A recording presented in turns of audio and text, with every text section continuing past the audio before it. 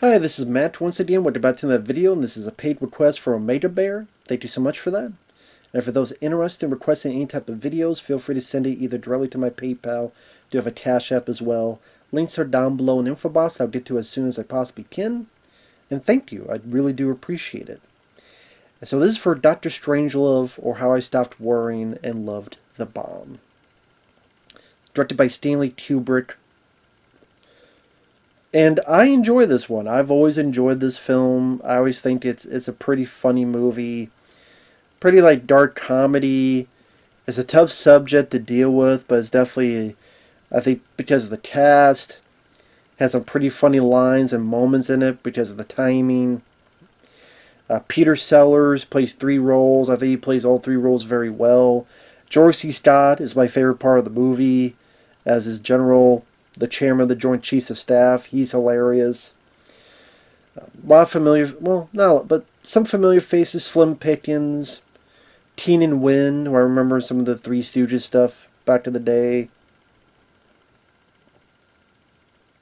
And it still has like capable directing style of Kubrick. The way he makes the war room look. This is the general or General Ripper who's crazy. And that one shot where he's kind of low down, and you kind of see him up here with his cigar, and has this kind of side look, like this guy's out of his fucking mind.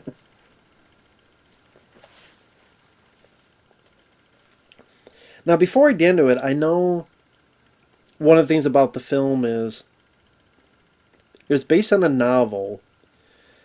I guess the author was a bit mad that they made a bit more of a comedy satire, but then they did write a novel or an adaptation based on this for a book. Anyway, what happened was, in the same year, Sidney Lumet and Henry Fonda were making another film, and had Walter Matthau and all these actors in it, that was much more serious take on this, called Failsafe. Stanley Kubrick got wind of this and said, listen, they're ripping us off. Now, in a way it is, because it's about, or at least they're ripping the novel off. This is based on. Anyway, you have these two movies where by an accident, by a mistake, by circumstance, these bombers are going to Russia, and it's going to cause the possible end of the world, and they get people back except one because of some damage on the aircraft. And so you have a lot of scenes where the politicians are talking and figure out what to do next while trying to contact overseas in Russia and what to do so we don't have a full nuclear war. Like, there's a decent amount of similarities in there. So, as part of the lawsuit,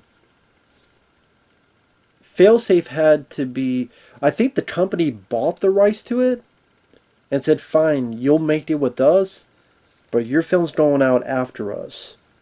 So Dr. Strangelove came out and was a big hit. It got Academy Award nominations.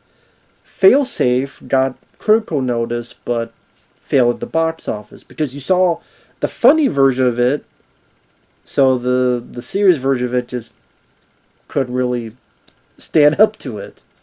And again, that film had like Walter Matthau, Henry Fonda.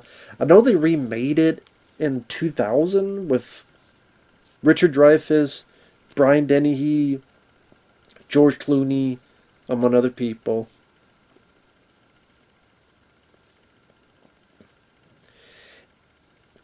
But I do remember seeing Failsafe, but I do like this film more. Because I still think you get the serious nature of it, but the satire makes it more palatable and easier to swallow in a way, easier to deal with. And again, there are some pretty funny moments in this. And that's the thing, the fear of nuclear war will always be a thing, Sally, until the day eventually comes. That's always going to be in the back of people's minds. We all know the serious threat of it, but if you didn't put that in and still make people laugh a bit, I think that helps a bit more. easier to contemplate about it. And it's funny how back in the day they would tell you, okay, when it happens, duck and cover. As in getting under your desk and doing like this is really going to save your sorry ass from it. But it's like maybe a certain thing with a mask. If you do this one thing, you'll be safe from it. It's like, no, give us false sense of security for people that you're trying to calm them down when at the end of the day it really is pointless.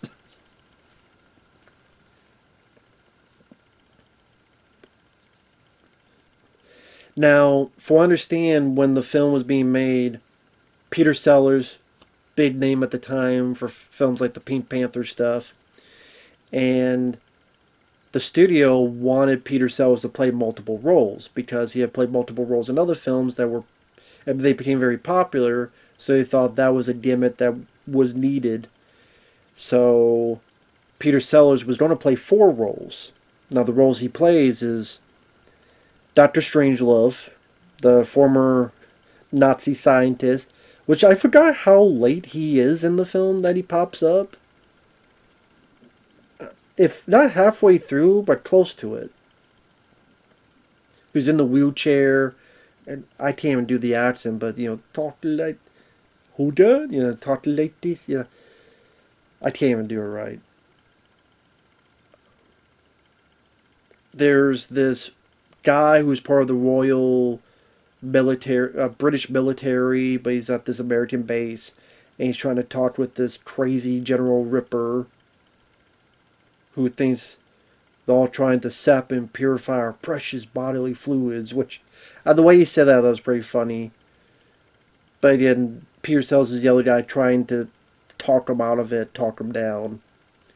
And then he plays the President of the United States. He was supposed to play the Slim Pickens role, but from what I understand, he got hurt, and because his leg or something got hurt, he could not be in a cramped space with that, so they got Slim Pickens. Which I think was for the better, because Slim Pickens, that I think when he did the role, he thought it was a serious role, and they didn't tell him it was a comedy, so they just let him go, and it worked out. Because Slim Pickens just has that certain voice and personality. Southern style. So Peter Sellers plays those roles. The plot of the film, I would think people already know, but just in case. General Ripper is on a military base. He tells Peter Sellers, that version of Peter Sellers, get everybody's radios. I got in contact, and we're at a shooting war, and contact the bombardiers, and here's the code.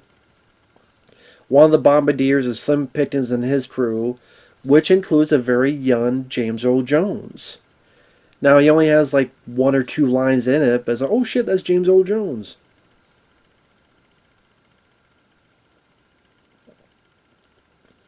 And while it's hard for Slim Pickens to believe that this is happening, he gets confirmation it is.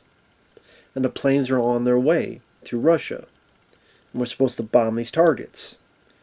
Meanwhile, we have the war room where the president has a meeting with all the generals and stuff, and one of them is George C. Scott. Now, I love George C. Scott. George C. Scott, I think he's a fantastic actor. Anything I've seen him in, whether it be The Changeling, I love that film. The Exorcist 3, I think he's a great film. He always 12 Angry Men, the remake, really good film. He always has commanding bravado performance and just this factor that you just concentrate on him, and he never half-assing it. It's always this intensity. And the story goes, he played the general very straightforward, and then Stanley Kubrick always said, well, give me one that's over the top. Give me 1 or 2 that's fun. Stanley Kubrick used only those takes and never toward George C. Scott. So it made him pissed because, like, that's not my performance. You said just do a goofy one, but you used all the goofy ones. But I agree, Kubrick made the right choice because it made him fun. I think George C. Scott later admitted that. Like, yeah, he was right, but I never want to work with him again because he was full of shit. He lied to me. It's hard for me to trust him. But on the flip side, he got a memorable performance, and it's a good movie, so I would go, yeah, I would trust him. Does he even know what he was doing? But either way, he's just a lot of fun, whether it be he's popping gum and he's pouting when he's yelled at the president, or when the Russian ambassador is going to be brought in, and he's like, no, you can't do that. I'm trying to remember what was the line. He'll see the bid board. You'll see the bid board. You can't do that. Or like his girlfriend calls him. He's like, honey, I can't talk to her. Listen, I deeply respect you as a human being. Or, listen, maybe we should just go for it. I know this is screw up, but we get modest casualties. No more than 10, 20 million tops. Depending on the breaks. Like, he's trying to be so optimistic. Or later on, when one of his men get through and they're asking, do you think that you're accomplished? He's like, yeah, I'm so that you're accomplished. Like, he's so proud of it. And he's like, realizes, oh shit, I actually don't want that to happen. It's just, he's a lot of fun. He's my favorite character in the movie. But I love George C. Scott. Like when, early on when the second Peter Sellers, the president, saying, well, this General Ripper sounds like he's psychotic, and George C. Scott looks and goes, well, I can hold off judgment on that kind of thing, sir. Like, he's being very earnest and like, well, I mean, as in, you know, don't talk too bad about it. We'll see what's going on, when it's plainly obvious. I forget the actor who plays General Ripper, but he does a good job being just this guy who has insane take where to sap and purify our precious bodily fluids. And Peter Sellers, just his reactions and to his ramblings, like, oh hell. Like, he doesn't know what to say about this guy, what he could do to change this guy's mind. And a lot of great lines, like when George C. Scott and the Russian ambassador are fighting, and the president goes, you can't fight in here, it's the war room. Or when the president's trying to talk to the Russian, over there. Well, they went and did a silly thing, and maybe he's over there with some bombs. But I know, I mean, I didn't get it either. Like, trying to nonchalant, trying to be calm about it, but it's like, how the hell do you be calm about something like that? But that makes it a bit funnier. I think Peter Sellers really played all roles well, especially Dr. Strangelove. Again, it surprised me that, you know, it's the title, and he doesn't pop in until pretty late in the movie. But he's also very memorable, where he has this thing with his arm. So he's like, he keeps going, you know, Heil and stuff, and he's trying to fight it. He's trying to fight.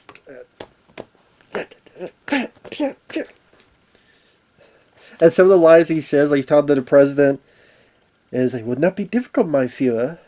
And sorry, I mean, Mr. President. He keeps accidentally calling the president mein Führer. And of course the last bit at the end, which is pretty damn funny. But I mean, the rest of the plot is some military are trying to get to the base to get to General Ripper. There's a bit of a firefight. General Ripper ends his life, but the Peter Sellers that's there finds the possible codes. And he's got to argue with this guy played by Tienan Wynn about I need to contact these guys, and they did these quarters for the phone. Is I shoot out the vending machine, and Tienan Wynn's like, that's private property. I said, what are you talking about, dude? This is going to be the end of the world. What are you talking about? You fucking idiot. Did your head out your ass?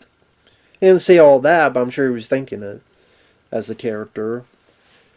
And then they're able to call all the planes back except one, and that's because Slim Pickens' plane got damaged, so they're not able to get word in. They're not able to get a response either way.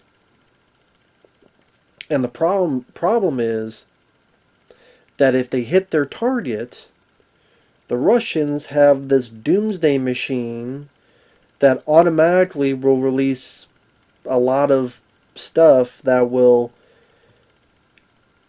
cause radiation to encircle the globe and be around for about 93 years. And of course, that does happen. And just a lot of memorable moments in the film. I mentioned the line with the war room, the stuff with Dr. Strangelove, like trying to fight with his arm, trying to stop the Heil Hitler thing. The actors, even the way it's shot, beautiful black and white photography, and like nice angles. The Slim Pickens, like the bomb's not working, so he rides, yeehaw, riding all the way down. Which is, that's, I would say, one of the most memorable scenes in film history. Even if you've never seen the film, you know the scene where he's riding the bomb, going, yeehaw, you know. I mean, if you don't go out, there's a hell of a way to go out. And I'm sorry, spoilers, but it's a film from 1964, so what else can I say? And apparently the deal is that they're going to have to stay 100 years. Now, granted, the way they talk as if they have so much time to get all this stuff together. But I'm sitting there going, well, if all these bombs are happening right now, aren't they all ready to be dead by radiation by now? Like, or is it going to take that long for the radiation to get to the U.S.? Is that the case? They did all these women and did all this stuff in the mine shaft, did all this cattle and stuff to be there for 100 years? I don't know.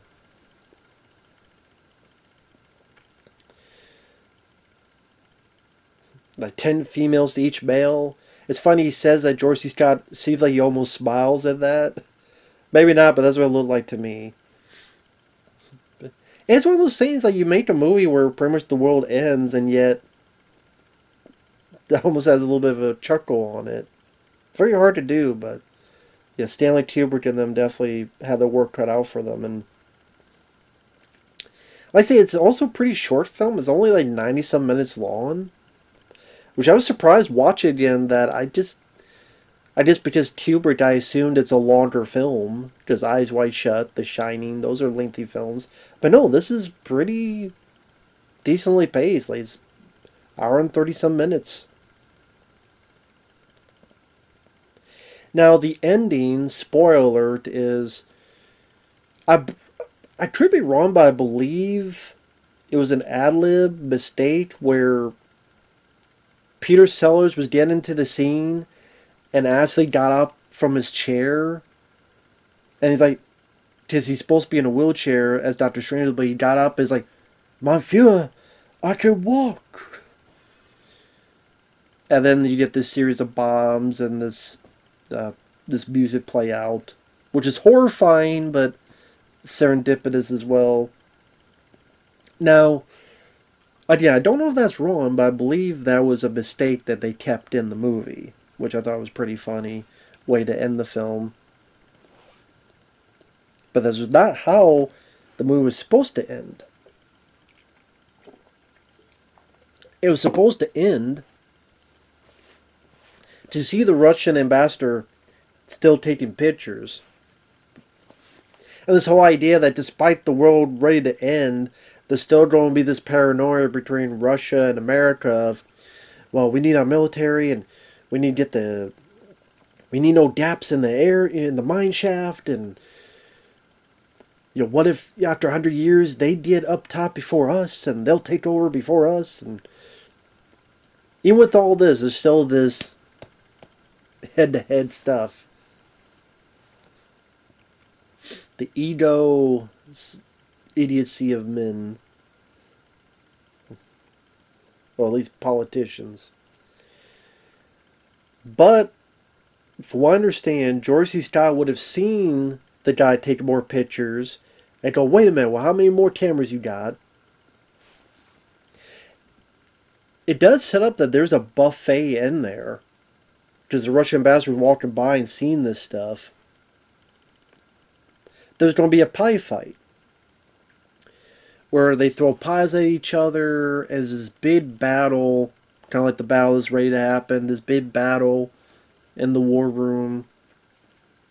It would end with like the Russian ambassador and Peter Sellers as the president kind of out of their mind. And then George C. Scott going, well, I guess we don't have to listen to this Dr. Strangelove guy. And kind of Dr. Strangelove's kind of the leader now as to what to do next. But it was cut out because they thought it was too silly. Too much farce.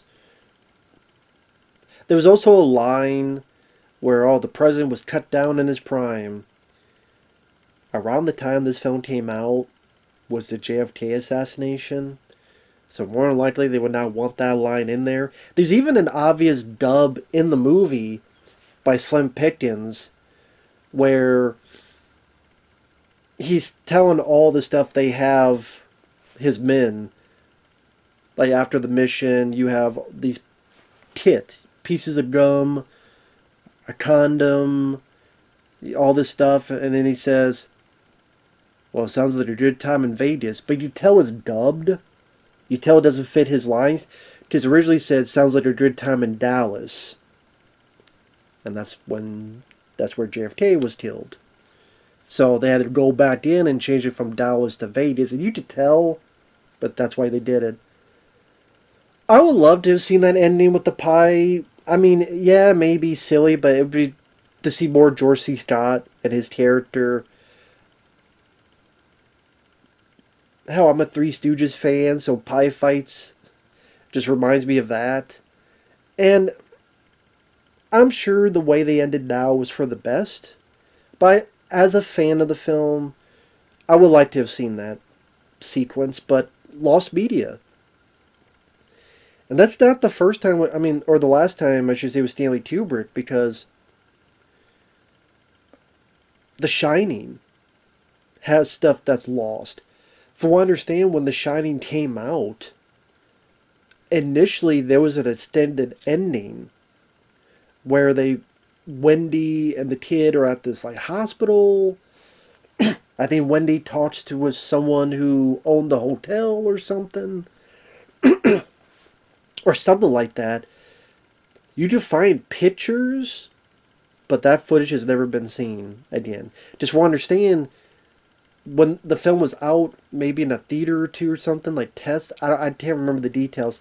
Kubrick went back in to edit that stuff out. And sadly, that footage is gone. Unless it's in some bunker somewhere and someone will find it eventually, but I think it sucks when, that stuff is gone. Would like to have seen it. Same with this pie fight. I would love to have seen it, but I don't think that's ever going to be the case. And I'm a fan of Stanley Kubrick. I mean, The Shining is my favorite. I love Full Metal Jacket. I would say 2001: A Space Odyssey would be number 3, and then this would be number 4. So yeah, The Shining, Full Metal Jacket, 2001, and this one. Now, I don't love every film he's done. I hate Barry Lyndon. I think that's boring as shit. Eyes Wide Shut, there's some positives, but I'm not big on Eyes Wide Shut. It's not a favorite of mine. I could never get into A Clockwork Orange. So I don't know what my fifth of Kubrick would be. I don't know.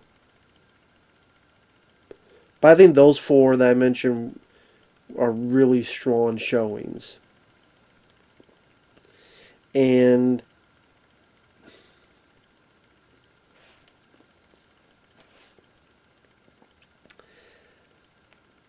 oh, one other thing. Sorry, that's why I was blanking out. There's something I wanted to...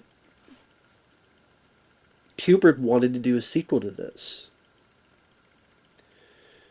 From what I understand, before he died, he wanted to at least write a sequel. I guess he wanted Terry Gilliam to direct it. Something about how it would take place down the line, and it would have the Doctor Strangelove character. I don't know who would play him. You know what? Robin Williams. I think he could have made a good Doctor Strange. Because I know he's a fan. You go on YouTube, he talks about how he's a big fan of Peter Sellers. He's a big fan of Doctor Strangelove and how funny the film was. And Robin Williams could have done a good Doctor Strangelove. I think if you want a Peter Sellers of that time, would have been Robin Williams. And Terry Gilliam, I don't love all his films, but like 12 Monkeys, I don't like the ending. But there's some good look and style to that film.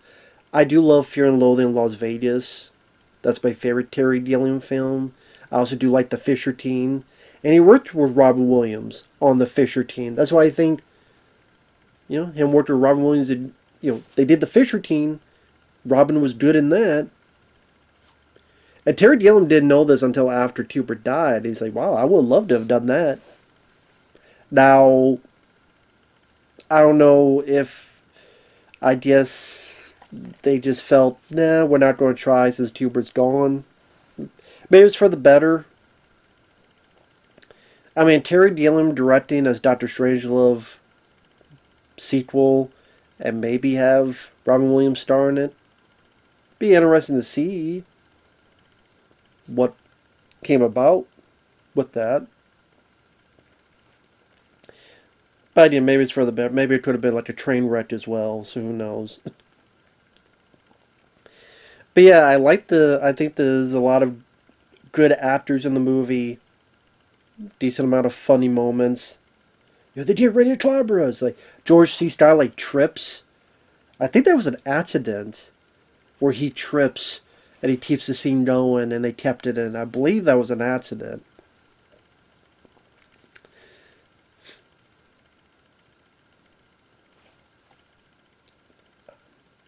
And again, just good filmmaking, memorable scenes, funny lines. Definitely a film that is definitely worth its praise. So, yeah, Doctor Strangelove, definitely a fun one.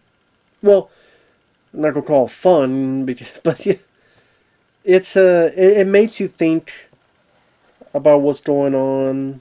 Sadly, kind of prevalent to today, but still give you a bit of that satire and wit that very commendable.